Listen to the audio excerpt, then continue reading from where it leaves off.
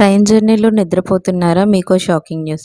Railway ప్రయాణికులకు లక్ష్యంగా చేసుకొని నేరాలు చేస్తున్న పాత నేరస్తులెవరు? అంతర్రాష్ట్ర ముఠాలా? స్వతంత్రంగా పనిచేస్తున్నవారా? అనే కీలక అంశాన్ని తేల్చేందుకు రైల్వే పోలీసులు విభాగమైన జీఆర్పీ గ్రూప్ రైల్వే పోలీస్ అధికారులు గట్టిగా కసరత్తు ప్రారంభించారు. సికింద్రాబాద్ రైల్వే జోన్ పరిధిలో గత 5 సంవత్సరాల్లో చైన్ స్నాచింగ్, దొంగతనాలు, దోపిడీ వంటి కేసుల్లో మొత్తం 694 మందిని అరెస్ట్ చేశారు.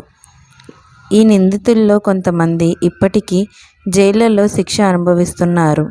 మరికొంతమంది బెయిల్పై బయటకు వచ్చారు. అయితే వారు ప్రస్తుతం ఎక్కడ ఉన్నారు? మళ్లీ నేరాలకు పాల్పడుతున్నారా లేదా జీవన విధానాన్ని మార్చుకున్నారా అన్నది జీఆర్పీ పోలీసులకు పెద్ద సవాల్గా మారింది. ఈ నేపథ్యంలో పాత నేరస్తులపై నిఘా ఏర్పాటు చేసి వారి ఆచూకీలు తెలుసుకునే పనిలో అధికారులు నిమగ్నమయ్యారు. అవసరమైతే ఇంటెలిజెన్స్ బృందాల సాయం తీసుకునే అవకాశాలు కూడా ఉన్నాయని సమాచారం.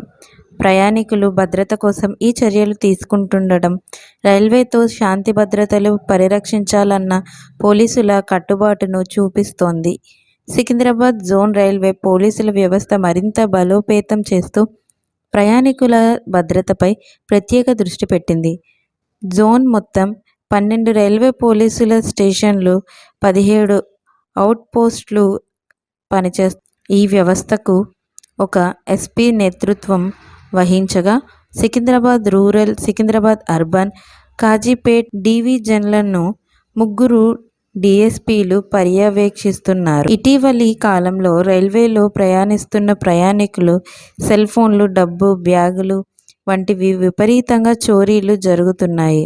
బోగీల్లోకి ప్రవేశించి అనుసరించి అనుకూలమైన సమయాన్ని చూసి చోరీలు చేస్తున్న సంఘటనలు పెరిగిపోతున్నాయి.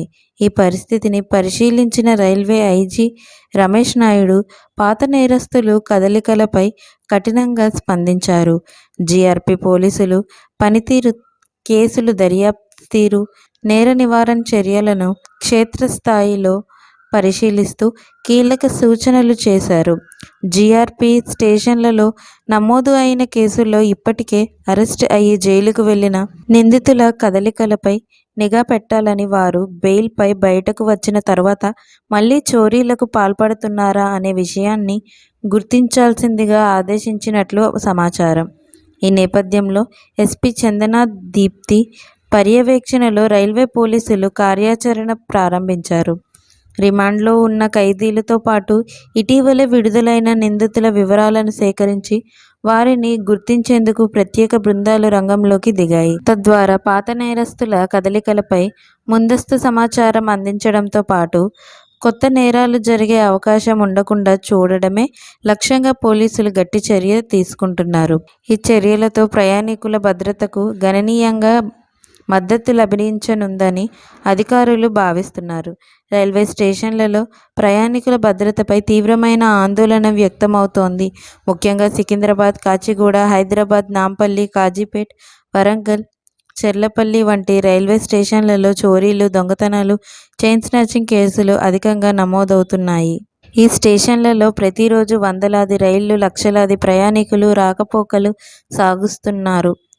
ఈ భారీ రద్దీని తమకు అనుకూలంగా మార్చుకొని నేరస్తులు తమ వ్యూహాలను అమలు చేస్తున్నారు. వారు ముఖ్యంగా అర్ధరాత్రి లేదా తెల్లవారుజామున ప్రయాణికులు గాఢనిద్రలో ఉన్న సమయాల్లో మేడలో ఉన్న ఆభరణాలు, బ్యాగుల్లో ఉన్న నగదు, వస్తువులను అపహరిస్తున్నారు. ఒక్కసారిగా పనిచేసి లక్షలు క్షణాల్లో మాయమైపోతున్నారు.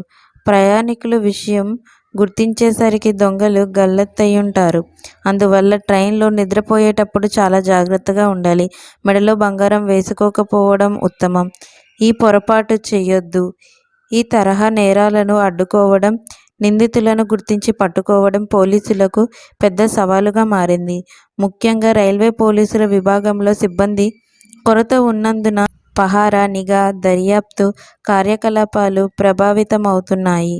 ఒక జీఆర్పీ కానిస్టేబుల్ మాట్లాడుతూ, సిబ్బంది చాలకపోవడం వల్ల అదనపు పని భారం మాపై పడుతోంది. ప్రతి ఘటనపై సమర్థవంతంగా స్పందించాలంటే మాకు మరింత సిబ్బంది అవసరం. మీకు మా వీడియోస్ కనుక నచ్చినట్లయితే ఇలాంటి మరెన్నో విషయాలు తెలుసుకోవాలనుకుంటే డూ సబ్స్క్రైబ్ టు సమాజం ముచ్చట్లు.